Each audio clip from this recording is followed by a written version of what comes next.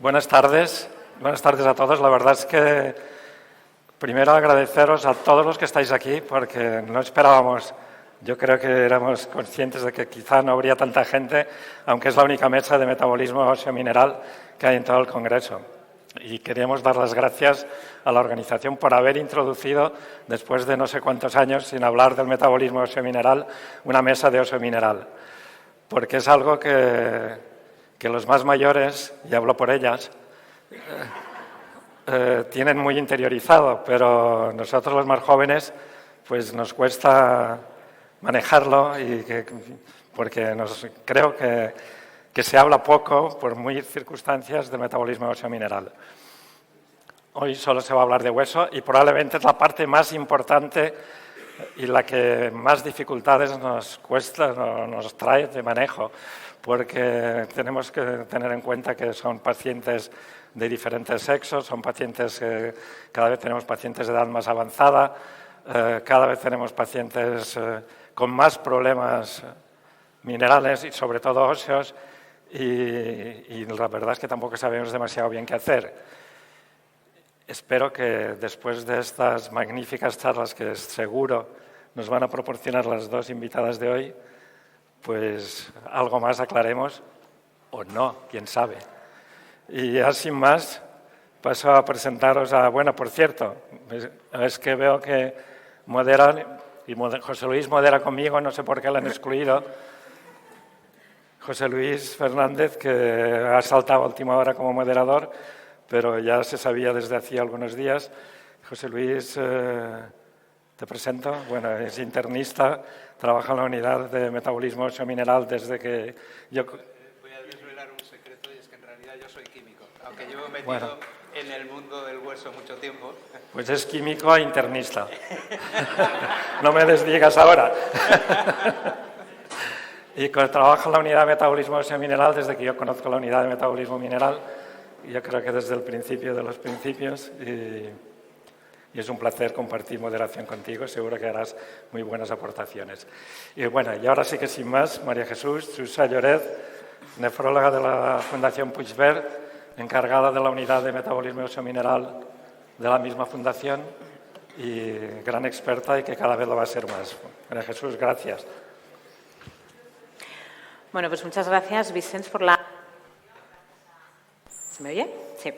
Gracias a todos por estar aquí y quería también agradecer a la organización del Congreso por abrir este foro y por invitarme a dar esta charla tan interesante que tengo que confesar que me ha costado de preparar lo mío, porque realmente hay muy pocas cosas publicadas en relación a impacto de género en la osteoporosis en la enfermedad renal crónica.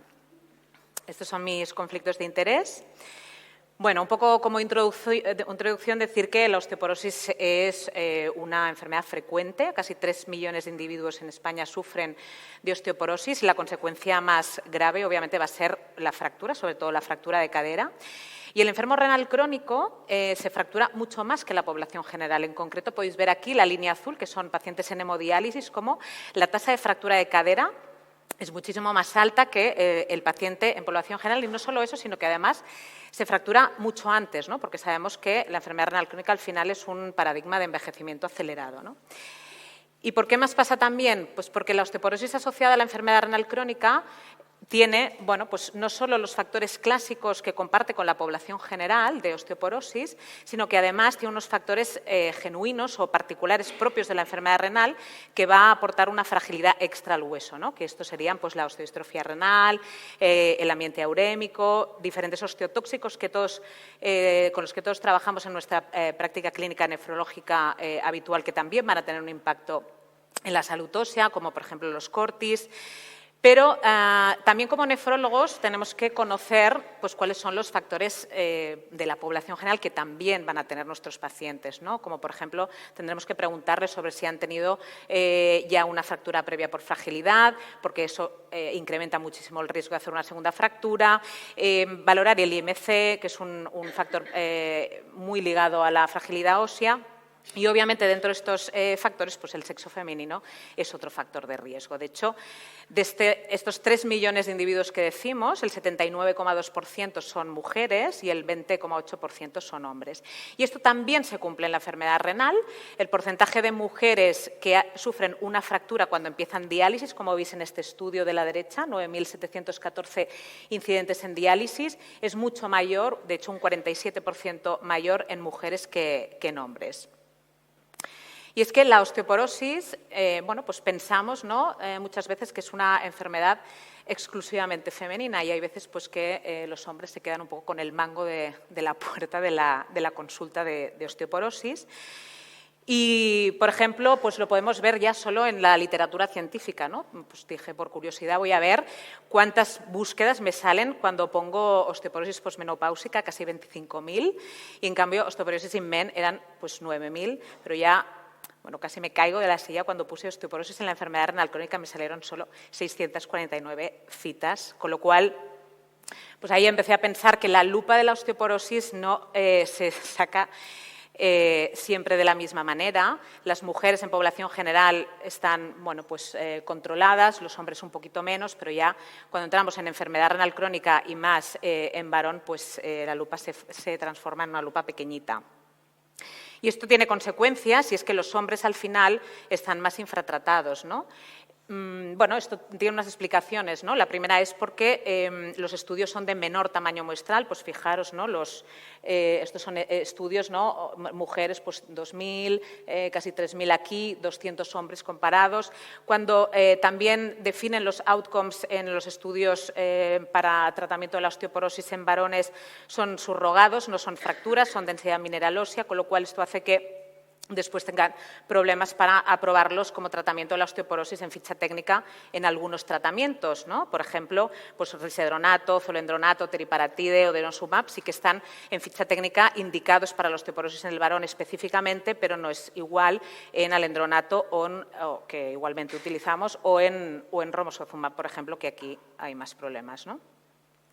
Y a pesar de esto, los hombres se fracturan más después de sufrir una fractura de cadera, ¿no? Y este exceso de mortalidad, y lo podéis ver en la tabla de la derecha, este exceso de mortalidad para los hombres es independientemente de la edad o de la comorbilidad que tengan, ¿no? A pesar de ajustar por diferentes comorbilidades, incluida la enfermedad renal crónica, los hombres se mueren más después de sufrir una fractura de cadera. ¿Y cuándo y de qué se mueren? Pues se mueren sobre todo en los primeros meses postfractura y suelen ser complicaciones cardiovasculares, ¿no? Infartos, AVCs y complicaciones infecciosas. Sin embargo, en los pacientes en diálisis, o sea, esto sucede en todo el espectro de enfermedad renal crónica, pero en los pacientes en diálisis, curiosamente, la mortalidad se equipara en hombres y en mujeres que sufren una fractura de cadera. Posiblemente la explicación es que la gran comorbilidad, o hay algunas comorbilidades que no están contempladas en otros estudios, pues pueda opacar un poco esa diferencia por género.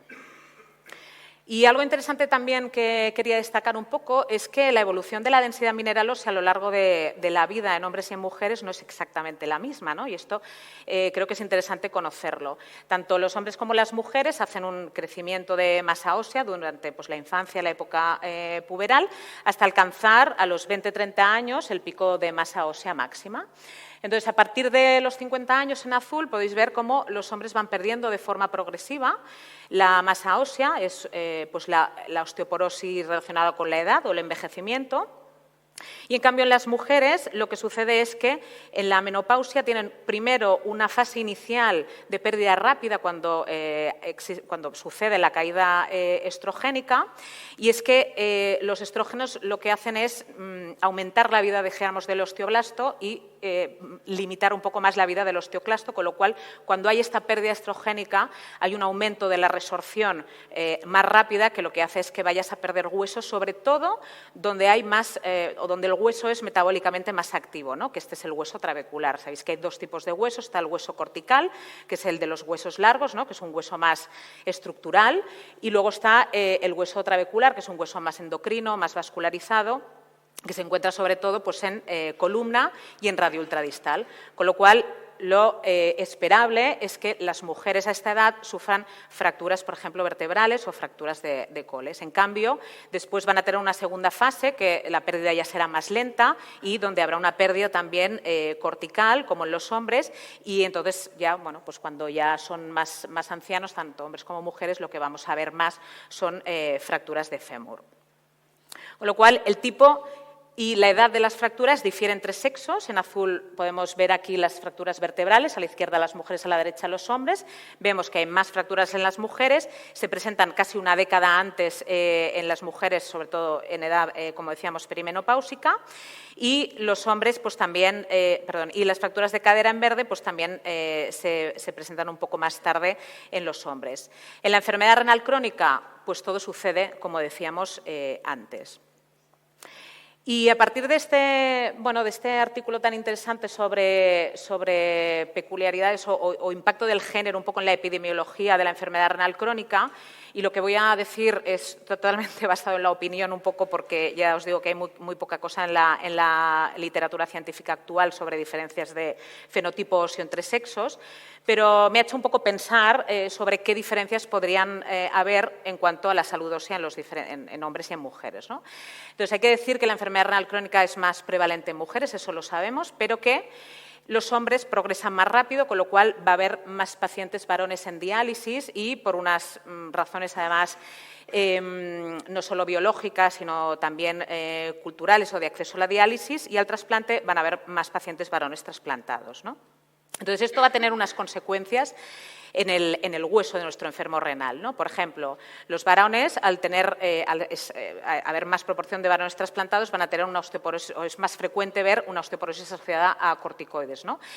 Sabéis que los corticoides son osteotóxicos ya conocidos, que aumentan la resorción ósea, y esto lo vamos a ver pues, en pacientes con enfermedad renal crónica que se trasplantan.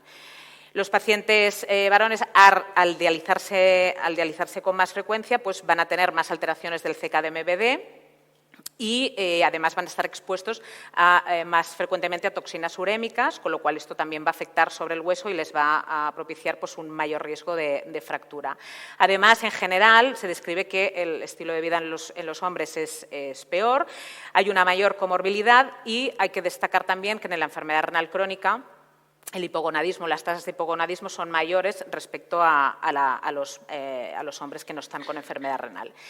Y respecto a las mujeres, pues hay que destacar que la menopausia en las mujeres sucede 5 años antes respecto a la población general, es decir, es más frecuente la menopausia precoz. La menopausia precoz es algo que lo comentábamos un poco en otro simposio, es una situación un poco infradiagnosticada y un poco infravalorada, ¿no? Y sin embargo es muy frecuente porque casi todas las mujeres en diálisis son amenorreicas, o bien porque están en época posmenopáusica, o bien porque ha habido una alteración del eje hipotalámico pituitario que ha hecho que por culpa de la situación urémica pues no haya esa producción de estrógenos que se espera, ¿no?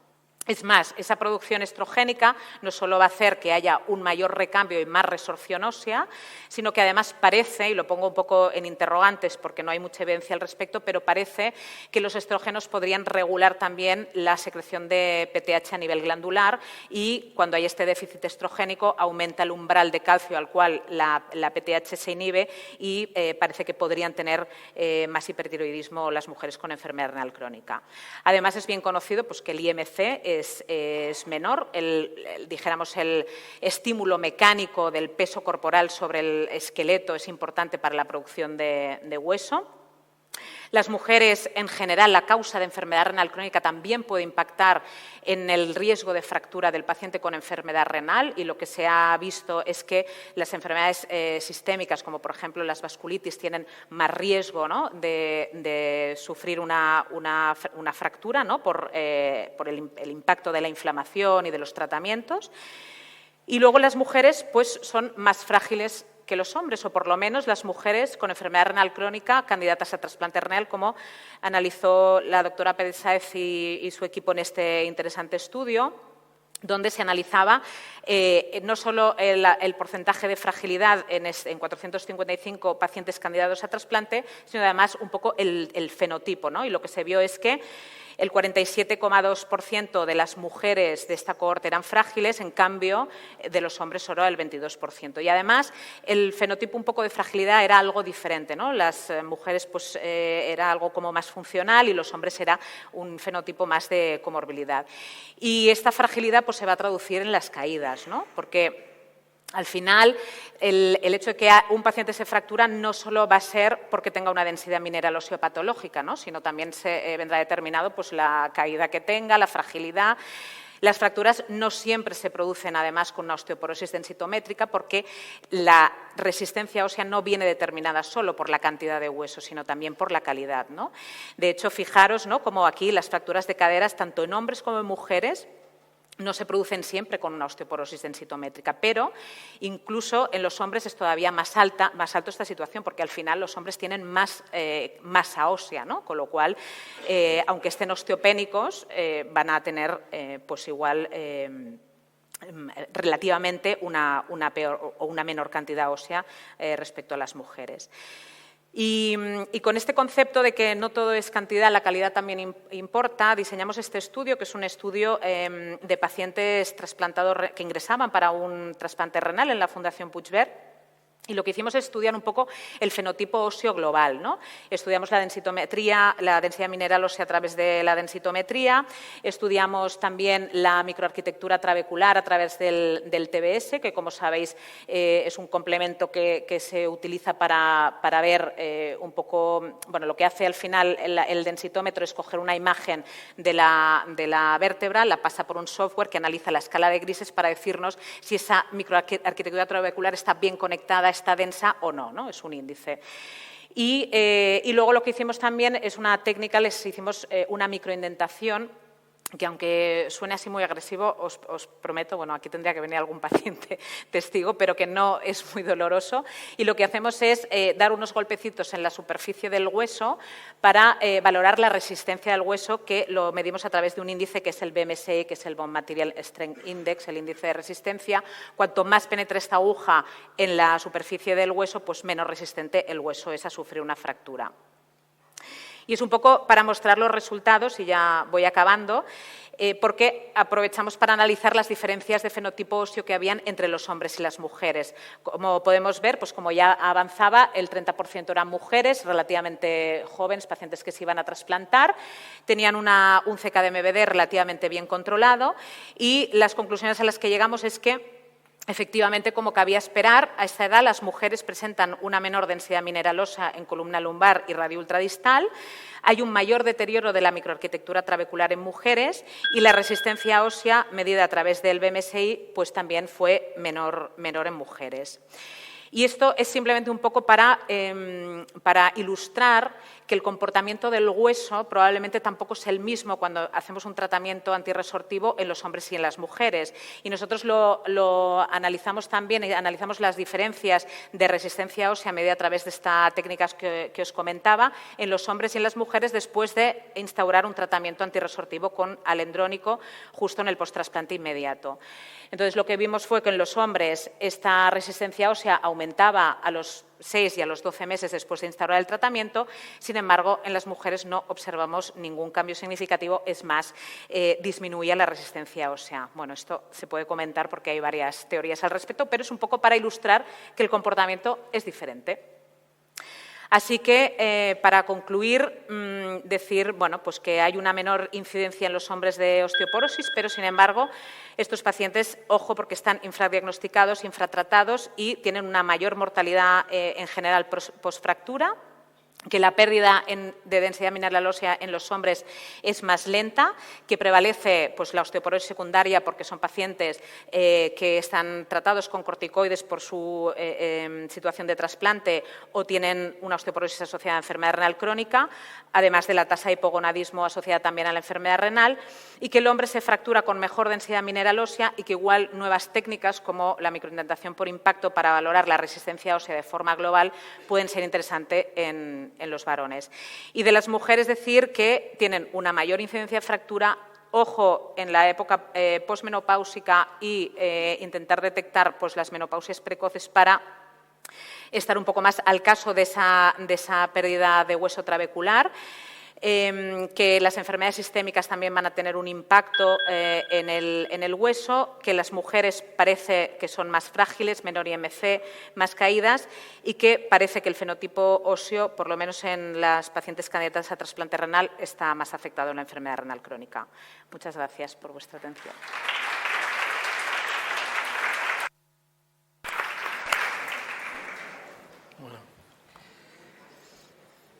Bien, yo me incorporé como moderador en esta sesión prácticamente a última hora y hoy justo le hice una petición a Vicent y es que me dejará presentar a Minerva. Minerva y yo fuimos compañeros de trabajo pues hace algo así como 15 años.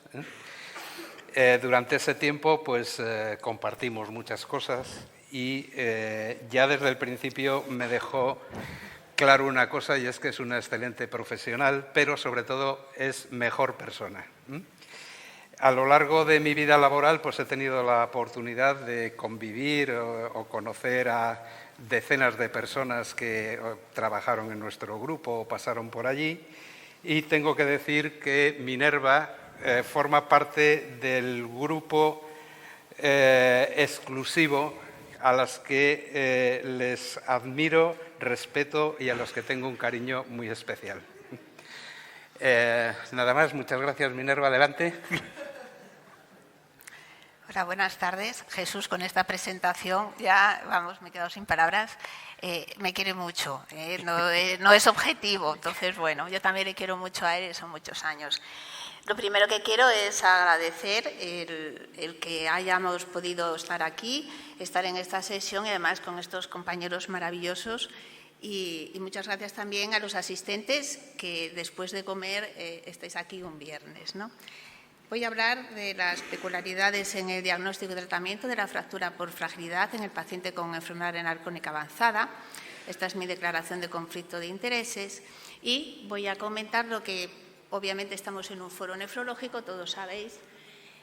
Según se produce un descenso en el filtrado glomerular, se va a producir un aumento en la retención de toxinas urémicas, un aumento en la retención del fósforo, descenso del calcio, y todo ello va a hacer, por un lado, que vaya a estimularse las glándulas paratiroides con un aumento de la hormona paratormona. Pero a su vez, además, vamos a tener un descenso en el cloto, un aumento del FGF23 y también esas toxinas urémicas y otros factores van a influir también en el aumento en esclerostina, y todo ello va a influir tanto en la osteoblastogénesis como en la osteoclastogénesis. Y además, no todo ocurre exactamente igual, sino depende en el estadio de la enfermedad renal crónica en la que estamos. Ya en las primeras fases, a ver si puedo, no sé si se ve, bueno, si no lo intento hacer con el ratón. En las primeras fases, ya con incluso filtrados todavía muy altos, ya vamos a tener un aumento en el FGF23 y un descenso en el cloto. Según va progresando, vamos a tener un descenso en vitamina D y aumento de DKK1. Progresivamente vamos a tener un aumento en PTH y ya en fases ya con filtrados por debajo de 15, pues vamos a tener todo este conjunto de alteraciones. Todo ello va a influir tanto en la densidad mineral ósea, en la mineralización y el remodelado del hueso. Pero además, todo ello parece indicar que en las primeras fases de la enfermedad renal crónica vamos a tender más hacia un hueso de bajo remodelado, mientras que en fases más avanzadas vamos a tender a un hueso de alto remodelado. Por lo tanto, como he comentado, vamos a tener una serie de factores que nos van a influir en ese recambio óseo en la enfermedad renal crónica. Por lo tanto, cada paciente podemos estar o en un lado derecho de la gráfica o en el lado izquierdo. Hay factores, como todos sabéis, esa retención del fósforo, esos descensos en el calcitriol, ese descenso en los receptores sensores de calcio y vitamina D, que va a hacer que tengamos un hueso con alto remodelado. Pero también vamos a tener pacientes con una resistencia a la PTH, de edad avanzada y diabéticos, y además que lo estamos tratando tanto con tratamientos antirresortivos como también con sobredosis, en muchos casos, de calcio, vitamina D y calcimiméticos.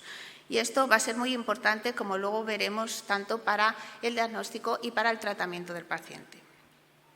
Clásicamente se ha hablado de las alteraciones del metabolismo óseo-mineral en la enfermedad renal crónica, la CKD-MVD, por sus siglas en inglés, como aquellas anormalidades del calcio, fósforo, PTH o metabolismo de vitamina D, anormalidades tanto en el hueso tanto de mineralización, volumen, crecimiento lineal o fuerza, y calcificaciones vasculares o de otros tejidos blandos, con las consecuencias que tiene, que es enfermedad cardiovascular, fracturas y mortalidad. Pero ya ahora recientemente, ya en unas controversias del Arcadigo de este año, ya empiezan a hablar de nuevos conceptos hacia cuidado personalizado de los pacientes con alteraciones del metabolismo óseo-mineral en relación con la enfermedad renal crónica. Y además de esa serie de factores de riesgo tradicionales y esos factores asociados a la enfermedad renal crónica, vamos a tener otra serie de factores de alteraciones biológicas del sistema endocrino, del sistema neurohormonal, toxinas urémicas, el novedoso del sistema del intestino y el sistema inmune y las alteraciones del metabolismo óseo-mineral. Y si vamos a empezar a hablar de enfermedad cardiovascular asociada a enfermedad renal crónica y también de enfermedad renal crónica asociada a osteoporosis. Todo ello necesitaremos como diagnóstico bioquímico de imagen por patología o incluso molecular. Y el término clásico de osteodistrofia renal que se dejó siempre para las lesiones que se diagnostican con biopsia ósea, con la clasificación de todos conocida, la TMV, remodelado, mineralización y volumen, y con las distintas formas clásicas que conocemos de osteomalacia, enfermedad ósea dinámica, osteitis fibrosa mixtas, y ya, como podéis ver en las últimas guías, y esta es la nuestra del 2021, ya viene en la ecuación la osteoporosis en aquellos pacientes con volumen óseo bajo. Y en las mismas controversias del Arcadigo de este año que acabo de comentar, también hablan de este tema y dicen que vamos a pasar de una forma separada, que es el concepto de antes, que por un lado iba la osteodistrofia renal, por otro lado la osteoporosis, a un concepto ahora mismo en el que la enfermedad renal crónica, los pacientes tienen más fracturas y la osteoporosis es una alteración a nivel de la fuerza del hueso, definida sobre todo por masa ósea y calidad, y la osteodistrofia también va a tener un papel sobre todo en la fuerza del hueso. Por lo tanto, las terapias que son antifractuarias vamos a tener que personalizarlas basadas básicamente en dos conceptos, como es el remodelado y la mineralización. Como he comentado y como comentó también la compañera previamente, pues la fuerza del hueso va a venir dado tanto por la cantidad del hueso como por la calidad del mismo. La cantidad, el pico de masa ósea que ya se comentó y la pérdida ósea que se va obteniendo posteriormente tanto por la osteoporosis como la enfermedad renal crónica. Y por otro lado, esa alteración en la calidad del hueso que se debe también a esas alteraciones en la mineralización y en el remodelado del hueso, esa microestructura, esas propiedades mecánicas, y todo ello va a influir tanto en la fuerza del hueso. Además, tanto como riesgo de caídas o la fuerza del mismo y realmente las consecuencias finales, que es lo que nos importa, que son las fracturas. Con respecto a la epidemiología, como ya se comentó previamente, pues la prevalencia es mucho mayor en pacientes con enfermedad renal crónica y según va avanzando la enfermedad todavía es más frecuente, incluso siendo en diálisis 8 veces más que en población general y, sobre todo, como podéis observar, en las fracturas de cadera. También en algunos estudios se ve que las fracturas vertebrales, en algunos estudios también tiene alguna ligera mayor prevalencia. Por lo tanto, vamos a tener un paciente con una progresión en su CK-MBD, no lo vemos que es asintomático, pero al final vamos a tener una fractura ósea. Entonces vamos a tener que estudiar ese paciente y ver por un lado esa fuerza del hueso, ese volumen, esa forma del propio hueso, y podemos tener una evaluación no invasiva como es la densidad ósea. Por otro lado, vamos a tener alteraciones en la calidad y vamos a tener también podemos hacer una evaluación funcional, dinámica, metabólica con el remodelado del hueso. Y como bien comentó, pues tenemos las técnicas ¿Qué técnicas tenemos? Pues para medir la cantidad del hueso, la más aceptada, más fácil, que tenemos con mayor disponibilidad, que es la densitometría. Con respecto a la calidad del hueso, también la densitometría TBS, que ya ha explicado, y también la densitometría en 3D, pero el gol estándar no deja de ser la biopsia ósea. Lo que pasa es que, como todos sabéis, no es tan sencillo hacer una biopsia ósea. Y por otro lado, vamos a tener otro parámetro que nos puede ayudar en nuestra evaluación, como son los marcadores de remodelado óseo. ¿Qué utilidad van a tener y cuáles nos pueden ser útiles? Por un lado, como metabolismo del hueso, una hormona como es la PTH, y como marcadores del remodelado tenemos que buscar aquellos marcadores que no se van a afectar con la enfermedad renal crónica y que no se van a acumular. Como los más representativos son para formación ósea tanto la fosfatasa alcalina ósea, el P1NP, y como resorción la fosfatasa ácida tartrato resistente. Y probablemente la combinación, no con uno solo, sino varios, va a ser lo que nos pueda orientar más al diagnóstico. Además, existen estudios prospectivos sobre esos marcadores de remodelado óseo y si predicen o no las fracturas en pacientes con enfermedad renal crónica. Y, aunque no hay muchos, sí que se ha visto que con todos estos marcadores sí que parece que pueden predecir. Aunque, lo mismo que comentaba mi compañera previamente, hay pocos estudios. Sí es cierto que, por ejemplo, con marcadores como la PTH sí que es más conocido y, bueno, también quiero destacar este estudio que se realizó desde Asturias, el estudio Cosmos. En este estudio del doctor Barrera, de este último artículo, aparte de la PTH, que ya es bien conocido, tenemos un viejo conocido de todos, que es el fósforo, y que por primera vez se demostró que una perfosfatemia aislada, sin tener que ver nada con el resto de los factores, ni con PTH ni demás, en los distintos análisis que se han realizado, puede incrementar el riesgo de fractura ósea en pacientes en hemodiálisis. Por lo tanto, tenemos este paciente con toda esa serie de factores que ya se han comentado, que tiene una enfermedad metabólica ósea, que tiene un remodelado del hueso que puede ser normal, bajo o alto, y que tenemos que tener un plan de tratamiento.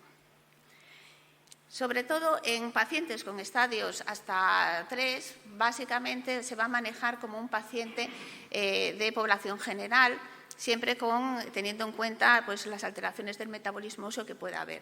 Pero hay que tener en cuenta, aparte de los factores clínicos de riesgo clásicos, también tenemos que ver aquellos factores que tienen alta prevalencia en enfermedad renal crónica, como es el hiperparatiroidismo, factores urémicos y relacionados con la diálisis, malnutrición, caídas, etc. Y con ello vamos a ver qué pacientes, cómo los vamos a diagnosticar. Normalmente posmenopáusicas, pacientes también mayores de 50 años, o bien por el FRAX, aunque en enfermedad renal crónica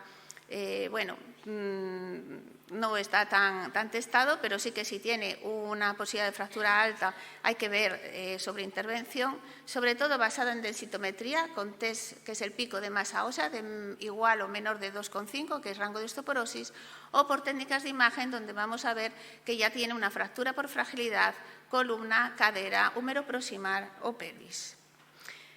Tenemos que ver esa información añadida, si tiene función renal residual, las alteraciones a nivel de bioquímicas, marcadores de remodelado.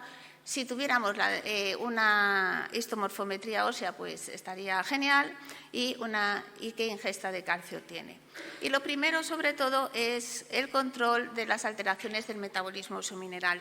Pongo esta tabla porque es de nuestras guías de la Sociedad Española y que yo creo que son de las que se mojan un poco con los valores recomendados, aunque por supuesto ya sabéis que en el tema de PTH, bueno, pues no está todo claro hasta dónde llegan los valores, pero bueno, yo creo que como bien se pone entre 150, 300, 450 en estadios 5 o 5D, y sobre todo que no hay que ver solamente una analítica, sino ver la evolución del paciente. Por otro lado, no tenemos que olvidarnos de la modificación también del estilo de vida, los fármacos que el paciente toma, si está con corticoides, si está con inhibidores de la bomba de protones, si está con antiepilépticos que disminuyen los niveles de vitamina D, qué dieta tiene y qué nutrición, si tiene una ingesta adecuada de calcio o si está bien los niveles de vitamina D. ¿Cuál es la función física? Si verdaderamente tiene buena fuerza, camina, y cuál es el riesgo de caídas, porque no es lo mismo un paciente que se cae mucho que un paciente que no se cae nunca, cara a tener más probabilidad de una fractura. Y por último, voy a hablar del tratamiento farmacológico y aquí hay que hacer mención especial. Lo primero, no olvidarnos nunca de corregir esas alteraciones del metabolismo óseo mineral, esas intervenciones no farmacológicas y luego ver en qué punto estamos, si tenemos un paciente con un alto remodelado del hueso o con un bajo remodelado del hueso. Como fármacos que tenemos, por un lado tenemos antirresortivos como los bisfosfonatos. El riesgo es de hipocalcemia. En algunos casos con intravenosos se ha hablado de que pueden incluso deteriorar algo la función renal, y sí que parece que tienen beneficios tanto en enfermedad renal crónica en estadio 3, pero ¿qué ocurre? Que a partir de estadios más avanzados, lo de siempre, no tenemos casi estudios. Y hay que resaltar de que no, en teoría, por ficha técnica, no los podemos dar con filtrados por debajo de 30 mililitros minuto. Básicamente, como en casi todo, porque no tenemos estudios. También los inhibidores de Rankelen, el denosumab, ojo con la hipocalcemia, sobre todo en estadios avanzados, y también, ojo, en que no vayamos y le quitemos el denosumab porque nos ha hecho ya varios episodios de hipocalcemia. ¿Por qué? Porque se lleva varios tiempo con un tratamiento con el denosumab, al suspenderlo hace un rebote y puede tener fracturas vertebrales múltiples. Siempre hay que cambiarlo por otra cosa. Por otro lado, hormonales que poco da. Desde el punto de vista de fármacos anabólicos tenemos la PTH, que la PTH en pulsos es anabólica, que siempre nos parece una contradicción a los nefrólogos. Tenemos tanto el teriparatide como la valoparatide, pero que es con lo mismo, con filtrados por encima de 30 mililitros minuto. Puede producir hipercalcemia y la eficacia en enfermedad renal crónica parece que sí, y como todo, menos claro en diálisis. Y por último, los anticuerpos antiesclerostina, el romosozumab, que son osteoformadores como antirresortivos, que se pueden dar en cualquier estadio de la enfermedad renal, pero que tiene una alerta por seguridad cardiovascular y no se pueden poner en pacientes que han tenido un evento cardiovascular en el último año, con lo cual hay que individualizar mucho por esta alerta, aunque hay estudios que sí que parece que son efectivos con enfermedad renal crónica. Y ya para terminar, el resumen sería que todos estos pacientes con enfermedad renal crónica, osteoporosis y fracturas, por un lado vamos a mirar a todos los pacientes todas esas intervenciones no farmacológicas. A la mayoría de los pacientes vamos a tener que corregirles esas alteraciones en el metabolismo óseo y mineral. A pacientes seleccionados darle tratamiento antirresortivos anabólicos, y solamente algunos ya nos iríamos a hacerles una paratiroidectomía en algunos casos. Y muchas gracias, y quiero darles la bienvenida a todos a nuestra ciudad.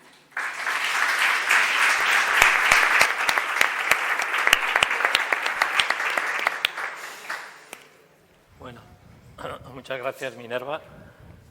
La verdad es que han estado espectaculares las dos charlas, y ahora tenemos entre 10 y 15 minutos, depende de la cantidad de preguntas, dudas, sugerencias. La palabra la tenéis vosotros antes que nadie. ¿Alguien tiene alguna pregunta? ¿Algún comentario? Jorge, te he visto mirando a Juan. Sí.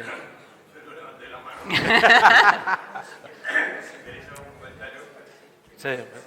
Que no se solape con lo que se ha dicho. Claro.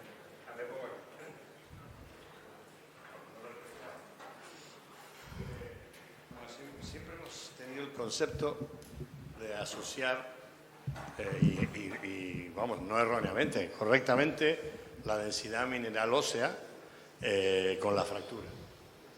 Con las de cadera se ve perfectamente bien. Cuando se llega a cierta edad, se disminuye la edad, la densitometría o la densidad mineral ósea está casi siempre por debajo de 3 en los que se fracturan, y ya está.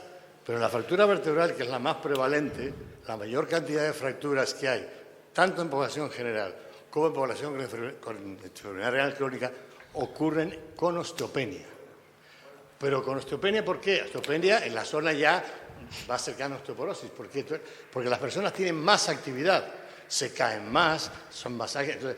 Es un poco lo mismo que cuando uno ve los asteriscos en la bioquímica, ¿no? Si uno tiene hasta 120, tiene a lo mejor una glucosa normal, y 121 es alta, pero 119 es como 121. Entonces, la zona de osteopenia, que está más cercana a la osteoporosis, de alguna forma la tiene muchísima gente joven que tiene mucha actividad y se fractura con facilidad. Son las que tienen más actividad, tanto por cuando van a la compra, las que cargan más peso. Es más difícil que una persona de 70, 75 años se venga con 6 kilos de naranja en cada brazo, pero una de 65 sí. Entonces, Lo digo porque en lo que es osteoporosis, no con enfermedad renal crónica, es un dato que cada vez se tiene como más, se le da más importancia. Es decir, que ojo, que para eso se hace la densitometría, es un buen marcador, pero como solo estamos midiendo cantidad y en ese caso, en la osteoporosis normal, no cambia mucho la calidad porque la morfología no cambia mucho,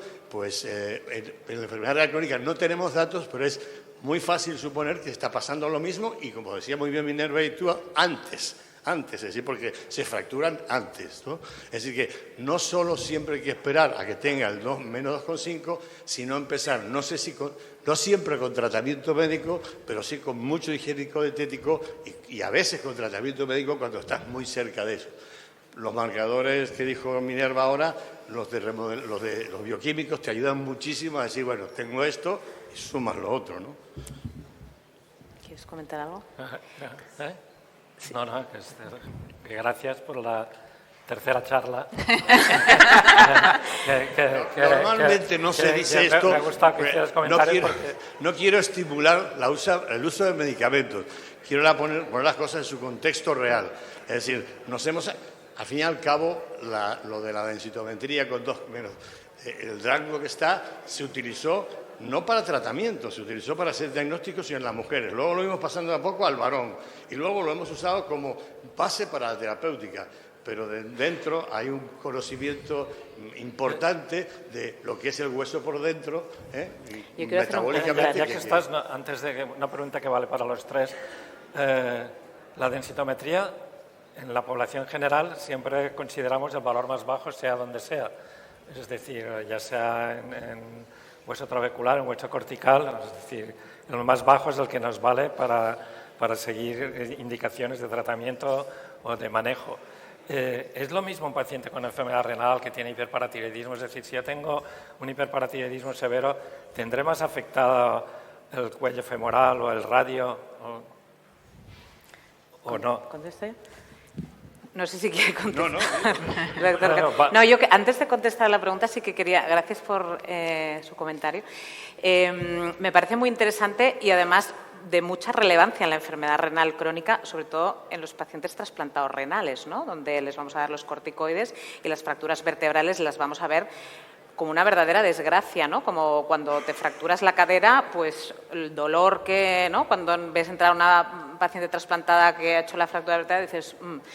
Y en este sentido yo lo que quería decir es que cuando hagamos una densitometría igual estaría bien también hacer una morfometría vertebral, ¿no? Es decir, que cuando hacemos el screening densitométrico igual estaría bien evaluar también en nuestros pacientes, me da igual si con un VFA, que es el Vertebral Fracture Assessment, si con una placa, porque muchas veces las fracturas vertebrales son asintomáticas inicialmente la primera, sí, y eso nos va a dar un warning para decir, este paciente tiene ya mucho riesgo, aunque no tenga una osteoporosis densitométrica, como decías bien, ya tendrá un warning para decir, este paciente tiene más riesgo de hacer una nueva fractura vertebral cuando lo sometas a un estresor, como pueden ser los corticoides a dosis altas post-trasplante, o cuando haga una caída, o etc., etc., ¿no? O sea que lo de las fracturas vertebrales yo creo que es algo bastante importante y que tenemos que mentalizarnos un poco en hacer ese screening. Ya, es que hay que ser consciente que casi todos los estudios a los que les hemos hecho caso son estudios morfométricos, como dices tú. Es decir, porque la fractura, así como la fractura de cadera clínicamente termina en el hospital, la fractura vertebral de 30 o 40% nunca está en el hospital, ni se entera que la han tenido, están después. Entonces, de alguna forma es muy difícil, se puede mezclar conceptualmente, pero hay que tener claro que encima puedes tener, enfrente tuyo puedes tener una paciente con una fractura vertebral pequeña, de grado 1 o grado 2, que ni la conoce y que ya la tiene y tiene 55 años. Es decir, que esas son las que de alguna forma son las que más prevalentes, pero lo que pasa es que no las vemos, o sea, las vemos tarde.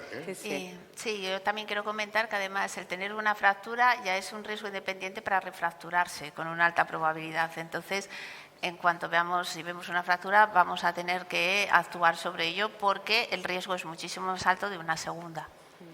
O sea, en resumen a esto, más que nada hacer una radiografía de columna dorsolumbar y ver si tenemos o no tenemos fracturas, más que todavía una densitometría.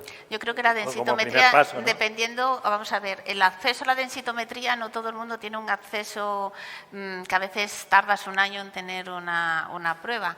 Entonces yo creo que no todos los pacientes hay que mandarlos a hacer una densitometría, pero bueno, hay que valorar los riesgos y después teniendo una... Sí, casi, ¿quién no va a tener, aparte que tenga una placa de tórax, que muchas veces lo ves en la lateral del tórax, sin más, de cualquier paciente que viene por urgencias o acude o lo tenemos ingresado, ¿no? Ya. Entonces, con eso también nos va a dar... Pero claro, ya llegamos tarde en ese sentido, pero sí que podemos detectarlas. Yo creo que el screening... Yo creo que, claro, no nos podemos volver locos ahora y hacer un screening densitométrico a toda la población con enfermedad renal crónica, ¿no? No, O sea no. que, por ejemplo, lo del FRAC sí que es verdad que no está muy validado para enfermedad renal crónica, pero al final lo que hay que hacer es mirar los factores de riesgo clínicos, ¿no? Y decir, a ver, ¿cuál es el fenotipo de toda esta unidad de diálisis que yo tengo? ¿Qué fenotipo creo que se va a fracturar el año que viene, ¿no? ¿Quién va a ser?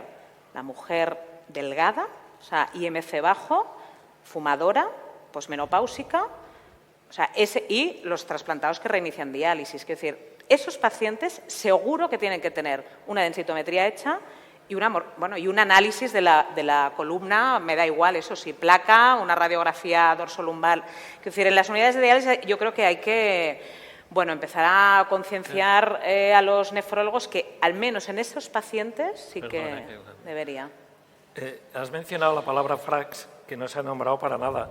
Bueno, la Y- nombra Dije yo. la Pero doctora. bueno, Muy light, porque claro, con 15 minutos no me daba para tanto.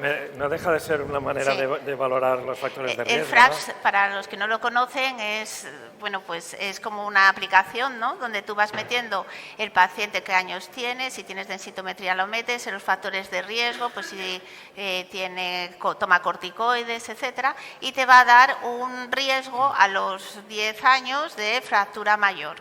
Entonces te da un porcentaje y según eso, si el riesgo es alto, pues puedes plantearte el hacer, ya pasar al paso siguiente y decir, bueno, vamos a ver el resto de los factores o vamos a hacer una densitometría, vamos a tratar, etcétera, ¿no? Por eso vienen en las guías que las que puse son las europeas de las europeas de nefrología sobre osteoporosis en enfermedad renal crónica avanzada, y por eso pone lo del FRAX, porque es un método más fácil que cualquiera pueda hacerlo desde la consulta. Ya. Aunque, vuelvo a decir, no está validado exactamente para enfermedad renal crónica y depende, también va según los países, no vale el mismo para todos. Y luego hay ahora uno nuevo que está mucho mejor, pero creo que ese es de pago, entonces ya que lo han sacado hace poco. Si estuviera aquí Jordi Bover, mencionaría lo que durante un tiempo estuvimos discutiendo de lo que hemos llamado el nihilismo terapéutico. En lo que tú has visto, en la que tú has mostrado varias veces de Evenepoel, que el último firmante del senior fui yo, que nadie mira mucho lo de menos de 50 años. La conclusión cuando uno lee el artículo es que en cualquier persona con enfermedad renal crónica, sobre todo si es mujer y tiene más de 50 años y una fractura, aunque no tuvieras densitometría, hay que tratarla desde ahí. Y sin embargo, la gente tarda en tratarla y la política de la Fundación Internacional de Osteoporosis es prever la siguiente fractura. Y realmente es muy importante porque no todo el mundo tiene acceso a la densitometría inmediatamente. Hay sitios que las listas de espera son larguísimas, etcétera, etcétera. No, Entonces, independientemente, además, no solo con densitometría se diagnostica. Antes en las guías ponían en todos los sitios hacer la biopsia ósea antes de un tratamiento activo, y ahora lo que dicen es que como no tenemos acceso en general a la biopsia ósea, evitar ese nihilismo terapéutico y tratar, aunque no tengamos una biopsia, dejar solo la biopsia para casos muy concretos y especiales, pero no decir no lo puedo hacer, pues no se trata. Es eso, en resumen. Carlos. Bueno, dos cosas. Yo creo que no hay que ser tan catastrofistas. Una radiografía... No te oímos. ¿Se oye ahora? Ahora. Que digo que no hay que ser tan catastrofistas, que una radiografía de columna y una densitometría, oye, que no es un PET-TAC.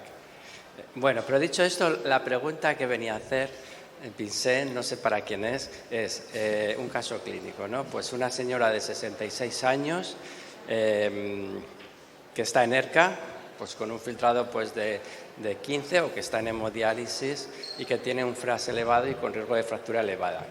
¿Qué hacemos? Con una PTH de 300. Con una PTH de 200. 300. De 300. Lo primero es que tenemos que mirar es si, habría que hacer toda la evaluación del calcio, fósforo, tener los niveles de vitamina D. El segundo punto es ver qué remodelado tiene, porque lo primero que tienes que discernir es si está en un remodelado alto o bajo.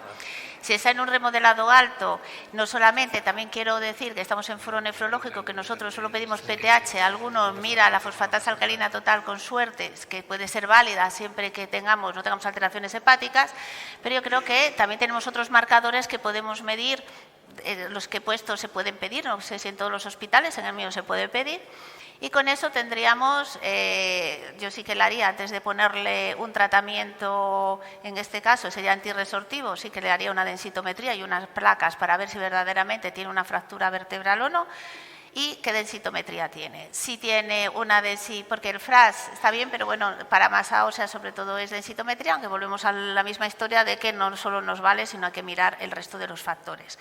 Y cuando nos vamos en ese punto tendríamos solamente por ficha técnica sería el denosumab y el romosozumab.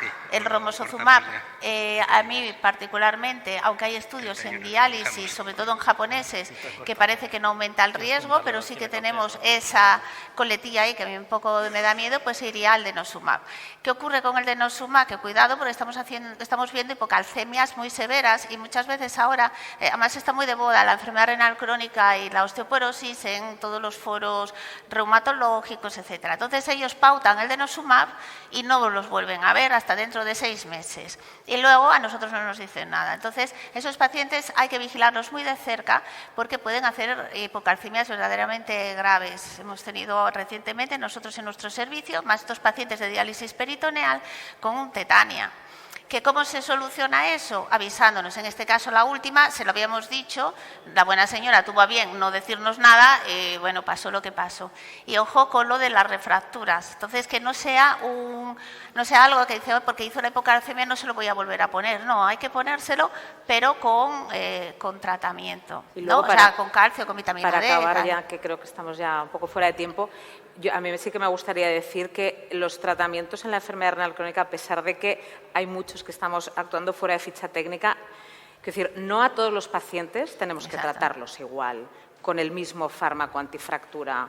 Es decir, obviamente esto habrá que informar al paciente, habrá que dejar un reflejo en la historia clínica, pero el tratamiento antifractura va a ser dependiente, una vez ya has controlado el CK-MBD, la PTH en su sitio, bla, bla, bla, si esta paciente tiene una fractura y tienes que tratarla con un fármaco, mira bien el turnover óseo, pídele unos biomarcadores para saber qué turnover óseo y un poco independientemente de la ficha técnica y dependiendo del riesgo de fractura que tenga, plantéate también tratamientos más allá del denosumab. O sea, quiero decir, tenemos fármacos anabólicos que funcionan bien. Si tienes un muy alto riesgo de fractura, casi, no sé si estarás de acuerdo conmigo, casi, sí. Si tienes sobre todo un turnover óseo disminuido porque le has pedido unos biomarcadores que salen bajos, haz un tratamiento anabólico primero con teriparatide si no tiene ninguna contraindicación y después ya sella con un antirresortivo. Claro, pero eso es importante. El caso que le ha puesto era con alto remodelado, que era con PTHs de 300, etcétera. Eso es fundamental y lo he resaltado también, igual que ella en la charla,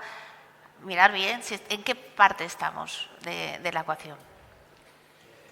Bien, nos hemos pasado ya 3 minutos. Es una respuesta que me ha llenado. Muchas gracias. Nos hemos pasado ya 3 minutos. Yo creo que debemos finalizar ya la sesión antes de que nos echen. Muchas gracias a todos por asistir a esta sesión y bueno, a ver si vuelve a haber más sesiones relacionadas con el hueso en próximas ediciones del Congreso. Sí, porque nos hemos quedado con muchas dudas, falta de tiempo de aclarar un montón de conceptos. Bueno, Gracias. Izquierda. Vale, muchas gracias.